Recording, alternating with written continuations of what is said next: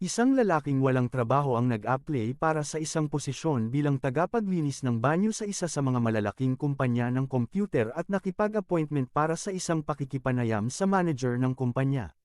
Sa panahon ng panayam, sinabi ng manager sa taong walang trabaho na tinanggap ka para sa trabaho, ngunit we need your email to send you the employment contract and conditions.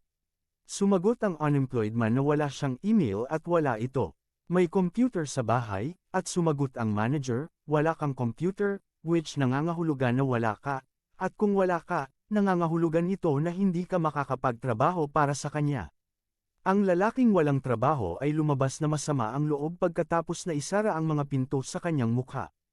Ang lalaki ay tumayo at binili ang lahat ng mayroon siya, na $10, 10 kilo ng mga strawberry, at nagsimulang kumatok sa mga pinto. Upang ibenta ito sa pagtatapos ng araw, nanalo ang lalaki ng $20. Pagkatapos nito, napagtanto ng lalaki na hindi mahirap ang proseso, kaya nagsimula siya sa susunod na araw sa pamamagitan ng pag-uulit 3 beses ang proseso. Maya-maya, nagsimulang lumabas ang lalaki ng madaling araw para bumili ng 4 na beses ng dami ng strawberry, at nagsimulang tumaas ang kita ng lalaki hanggang sa makabili siya ng bisikleta, at makalipas ang ilang sandali ng with sa oras at hirap, nakabili ng truck ang lalaki hanggang sa magkaroon ng tindahan ng lalaki na nagbebenta ng strawberry. Lumipas ang mga taon, naging may-ari ang lalaki ng pinakamalaking kumpanyang pang-export ng prutas. Nagsimulang mag-isip ang lalaki tungkol sa hinaharap hanggang sa nagpasya na isiguro ang kanyang kumpanya sa pinakamalalaking kumpanya ng seguro.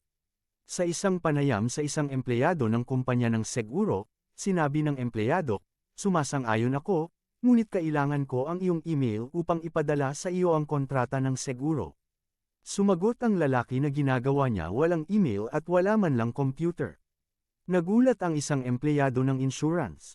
Itinatag mo ang pinakamalaking kumpanya sa pagluluwas ng prutas sa loob ng ilang taon at wala kang email. Sumagot ang lalaki, "Kung mayroon akong email address ilang taon na ang nakalipas, maglilinis na sana ako ng mga palikuran sa bansa."